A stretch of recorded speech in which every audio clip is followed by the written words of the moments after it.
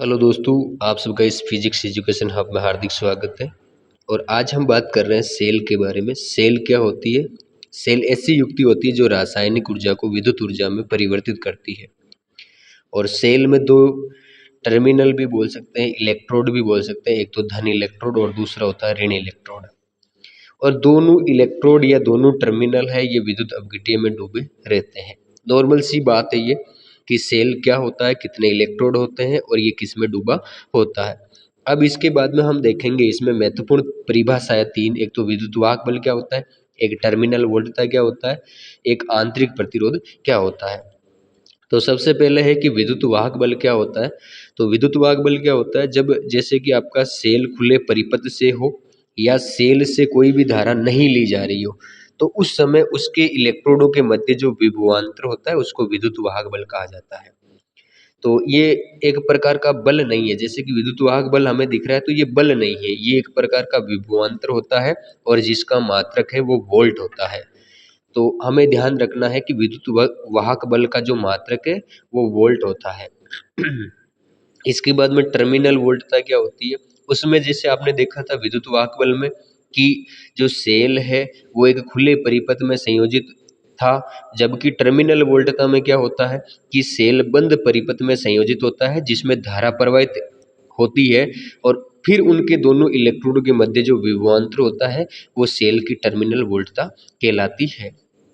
इसके बाद में इसके बाद में आंतरिक प्रतिरोध क्या होता है। तो सेल में उपस्थित जो विद्युत अपघट्य के आयन है वो सेल में प्रवाहित आवेश की मान में या प्रवाहित आवेश के मार्ग में जो अवरोध उत्पन्न करते हैं उसको आंतरिक प्रतिरोध कहते हैं। मतलब आंतरिक प्रतिरोध है तो अवरोध उत्पन्न करेगा। इसके बाद में हमें देखना है कि जैसे कि सेल में जो उपस्थित आंतरिक प्रतिरोध है ये धारा प्रवाहित करने पर क्या करता है कि विभव पतन करता है, जिसकी वजह से आई आर है वो कम हो जाता है। और जब आई आर कम हो जाएगा इसका मतलब है कि विद्युत वाहक बल ज्यादा हो जाएगा। तो विभव पतन V बराबर क्या हो जाएगा, आई ई माइनस आई आर हो जाएगा। ये आपको ध्यान में रखना है कि सेल में जो आंतरिक प्रतिरोध है धारा प्रवाहित करने पर विभव पतन करता है जो कि आई आर होगा, और जिसमें क्या होगा कि V बराबर ई माइनस आई आर हो जाएगा। इसके बाद में सेलों का संयोजन देखते हैं जिसमें एक तो होता है आपकी श्रेणी क्रम और दूसरा होता है समांतर क्रम। श्रेणी क्रम में क्या होता है कि विपरीत ध्रुवता के टर्मिनल एक दूसरे से जुड़ते हैं, जबकि समांतर क्रम में क्या होता है कि एक समान ध्रुवता के टर्मिनल एक दूसरे से जुड़े हुए होते हैं। तो जब विपरीत ध्रुवता के टर्मिनल एक दूसरे से जुड़े हुए होते हैं तो उसको श्रेणी क्रम कहते हैं, और जब समान ध्रुवता के टर्मिनल एक दूसरे से जुड़े हुए होते हैं तो उसको समांतर क्रम कहते हैं।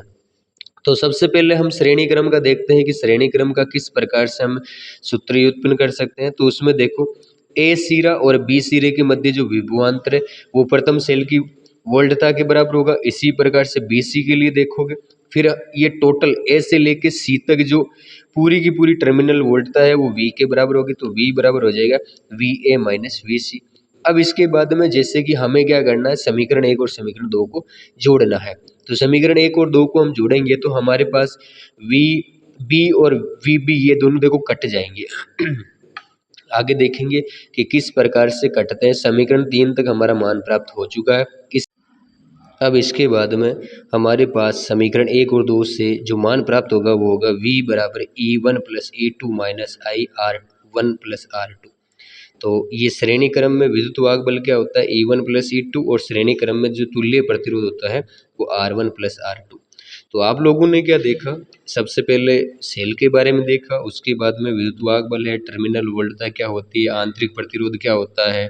उसके बाद में जो सेलों का संयोजन है उसमें श्रेणी क्रम में आपने देखा था कि विपरीत प्रकार के जो विपरीत ध्रुवता वाले जो टर्मिनल है वो एक दूसरे से जुड़े हुए होते हैं। अब हम देखेंगे जैसे समांतर क्रम में, समांतर क्रम में क्या होते हैं, समान ध्रुवता के टर्मिनल एक दूसरे से जुड़े हुए होते हैं, उसको क्या कहते हैं, समांतर क्रम संयोजन कहते हैं। तो इसमें देख सकते हो आप डायग्राम के अंदर जिसमें दो सेल दिए हुए हैं E1 और E2, और उसके साथ में R1 और R2 दो आंतरिक प्रतिरोध उसमें जुड़ा हुआ है और धारा प्रवाहित हो रही है। तो यहाँ पे आप देख रहे हो कि जो धारा का मान है वो अलग अलग है। I1 और I2 एक समान, पहले सबसे पहले एक समान धारा बैठ रही है, उसके बाद में धारा का मान क्या हो रहा है, अलग अलग बह रहा है। तो अब हमें क्या करना है, सेलों के समांतर क्रम के द्वारा इसका सूत्र व्युत्पन्न करना है कि किस प्रकार से होगा। तो इसके लिए आगे हम देखते हैं कि जैसे I बराबर I1 प्लस I2 है, तो इसके लिए देखो प्रथम सेल की टर्मिनल वोल्टता के लिए क्या हो जाएगा, V बराबर E1 माइनस I1 और R1 हो जाएगा, और द्वितीय सेल के लिए क्या हो जाएगा, V बराबर E2 माइनस I2 R2 हो जाएगा। फिर I1 और I2 का मान हम निकालेंगे। तो फिर देखो समीकरण जो 1 और 2 है, इसमें हम I1 और I2 का हमें क्या रखना है, मान रखना है। जब हम इन दोनों का क्या रखेंगे, मान रखेंगे, तो मान रखने के बाद में हमारे पास में जो पूरा का पूरा एक समांतर क्रम का जो सूत्र है, जैसे कि I1 और I2 का जैसे मान रखने पर, तो I बराबर हमारे पास क्या प्राप्त हो जाएगा, E1 R1 minus V R1 plus E2 R2 minus V R2 प्राप्त हो जाएगा। और इसके द्वारा आगे V के द्वारा हम R1 और R2 को क्या कर लेते हैं, अलग कर लेते हैं। तो V इनसे कॉमन ले लिया, तो हमारे पास में लास्ट में E1 R1 plus E2 R2 minus R बच गया। तो इस प्रकार से हम पूरा का पूरा गणितीय गणना करके इस हम पूरा का पूरा इसको सोल्व करके निकाल सकते हैं।